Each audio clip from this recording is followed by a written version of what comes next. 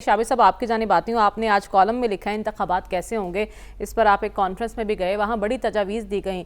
तो इंतखाबात को बाएतबार बनाने के लिए क्या क्या तजावीज़ ज़ेर गौर आई और हमारी सियासी जमातें कोई किरदार अदा कर सकती हैं इसमें? देखिए, अभी जिस लेवल प्लेइंग फील्ड का या प्लेइंग फील्ड का मुतालबा किया जा रहा है वो क्या था। यानी हमने जीएचक्यू पे हमला किया है, हमने कोर कमांडर हाउस पर हमला किया है, हमने जना हाउस को आग लगाई है, हमने शहीदों के मुजस्समे तोड़े हैं, हमने एयर बेस जो है उसको निशाना बनाया है। तो लेवल प्लेइंग फील्ड तो फिर ये होगी ना कि फिर मुस्लिम लीग नून को, पीपल्स पार्टी को, जमीयत उलमा इस्लाम को, उनको भी इजाज़त दे दी जाए कि वो ये एक सारे काम कर सकें, तो लेवल प्लेइंग फील्ड मिल जाएगी। तो जब वो सारे काम कर लेंगे फिर उनके खिलाफ भी वो कार्रवाइयाँ शुरू हो जाएंगी। ओ भाई साहब, ये लोग जिन्होंने ये काम किए हैं, जिन पर ये इल्ज़ामात हैं, उनको मिलिट्री एक्ट के तहत, आर्मी एक्ट के तहत पकड़ा गया है। उनके मुकदमे फौजी अदालत में चलने की तैयारी हो रही है। इस मुल्क में कोई मार्शल लॉ नहीं लगा, ना किसी पीसीओ की ज़रूरत है। ये आर्मी एक्ट जो है ये कोई नया है। और जब हमारे महबूब जो थे अयाज अमीर साहब के, और हम भी बड़ी उनके हक़ का एहतराम करते हैं, वो कहते थे कि इनके मुकदमे जलाए जाए फौजी अदालतों में। जो सिविलियंस जो हैं वो पकड़े जा रहे हैं, फौज को जिनसे शिकायत है।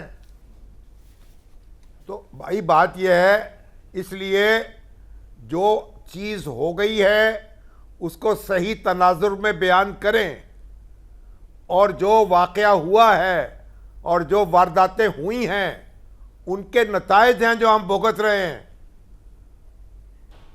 बाकी जहां तक जब इंतखाबी अमल शुरू होगा, इंतखाब का शेड्यूल आ जाएगा, फिर जाहिर है कि सारी जमातों को यकसा सहूलतें हासिल होंगी।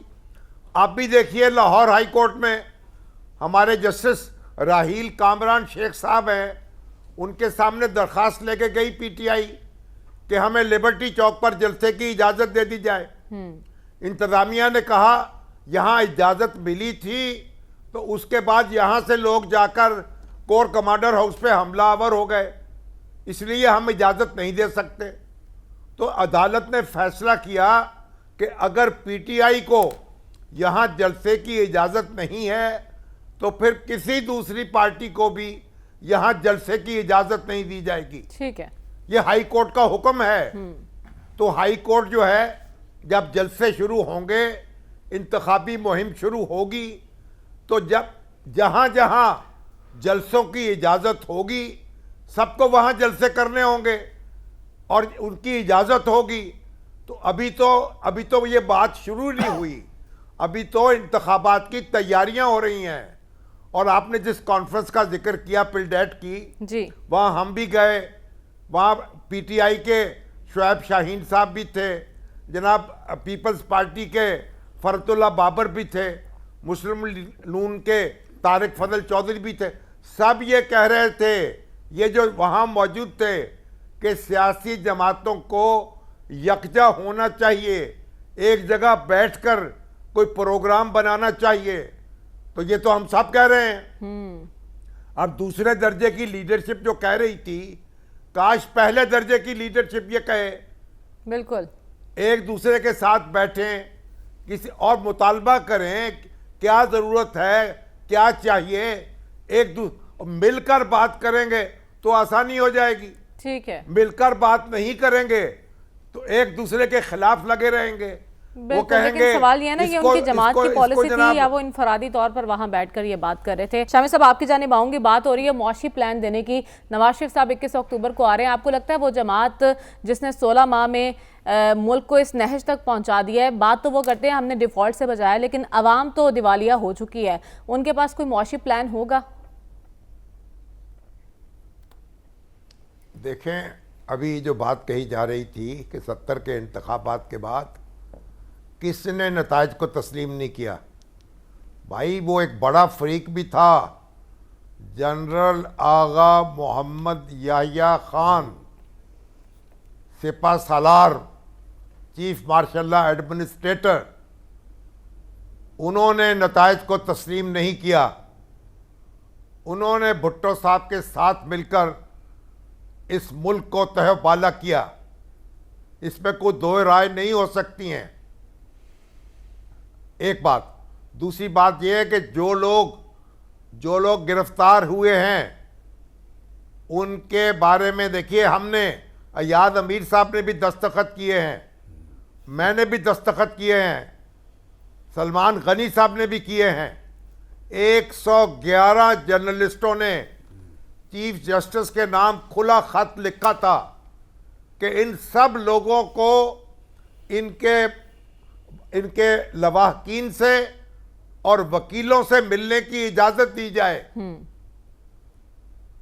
और हमारे भाई हफीजुल्लाह नियाजी साहब अपने बेटे से मिल चुके हैं। बाकी दूसरे लोगों के लिए भी हमारा यही मुतालबा है, हर शख्स के साथ कानून के मुताबिक सलूक होना चाहिए। बिल्कुल। किसी को हक नहीं है कि किसी शख्स को अंडर कस्टडी रख के तशद्दुद का निशाना बनाए या उससे गैर कानूनी सलूक करे या दस्तूर में दिया गया जो इस्तेहकाक है उसे मजरू करे। इसमें कोई दो राय नहीं हो सकती, हम सब एक है इस मामले में।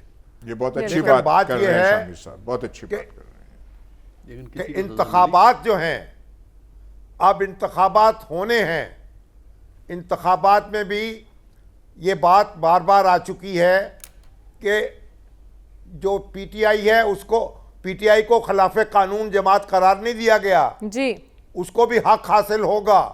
वजीर आजम ये बार बार निगरान वजीर आजम बात कर रहे हैं। तो जो एक बात इस अब जहां तक नवाज शरीफ साहब के मुआशी प्रोग्राम का ताल्लुक है, देखिए उनके 16 महीने की हुकूमत उनके सामने खड़ी है और जो हमारे पीटीआई के चेयरमैन हैं उनकी 3.5 साल की हुकूमत उनके सामने खड़ी है।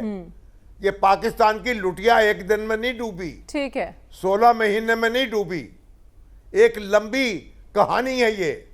और इन सारे सियासतदानों को इसका जवाब देना होगा, इसका हिसाब देना होगा, ठीक है। अब नवाज शरीफ साहब अपनी कोशिश करेंगे, अपने ख्वाब दिखाएंगे, दूसरे लोग अपने ख्वाब दिखाएंगे। अब जिनके ख्वाब लोग खरीद लेंगे उनको वोट दे देंगे। शामिर साहब, आपसे जानूंगी, इस जंग के दायरा कार को बढ़ाने से रोकने के लिए क्या करना होगा? देखिए अभी तो सऊदी अरब भी सरगर्म है और OIC का इजलास भी बुला लिया गया है और पाकिस्तान भी उन सब कोशिशों में शरीक है। लेकिन अवामी सतह पर जहाँ तक गम गुस्से का ताल्लुक़ है, कल जुमे की नमाज के बाद तो जगह जगह मुजाहरे हुए हैं और सबसे बड़ा मुजाहरा या कह लीजिए या सबसे बड़ी गैदरिंग वो पेशावर में हुई है। मौलाना फजलुर रहमान साहब ने मौलाना मुफ्ती महमूद कॉन्फ्रेंस से खिताब किया है पेशावर में, और इतना बड़ा इज्तिमा था कि जिसका तसव्वुर नहीं कर सकते आप। देखें तो सही, कैमरे की आंख उसे समेटने से कासिर थी।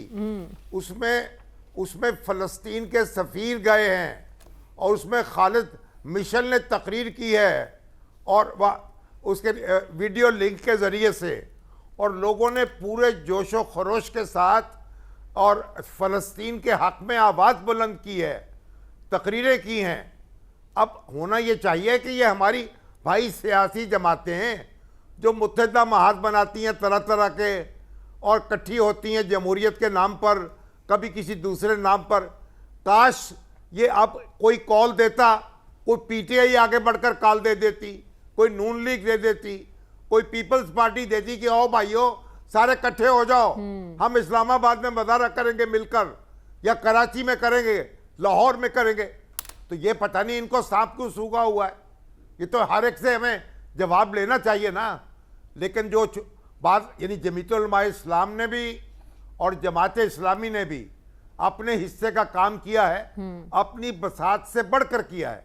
ठीक है। तो पाकिस्तान जो है बहरहाल अब जो बैनुल अक़वामी तौर पर तो वो खड़ा हुआ है आलम इस्लाम के साथ, और ईरान का दबाव भी बढ़ रहा है। सऊदी अरब ने अपने जो मामलात मुअत्तल कर दिए हैं सारे इसराइल के साथ, और इसी तरीके से पूरे आलम इस्लाम में, बल्कि पूरे अमेरिका में, यूरोप में मुदारे हो रहे हैं। एग्जैक्टली उनके लिए संभालना मुश्किल हो रहा है। तो जज्बात में तो आग लगी हुई है, लेकिन लीड करने वाला कोई नहीं है।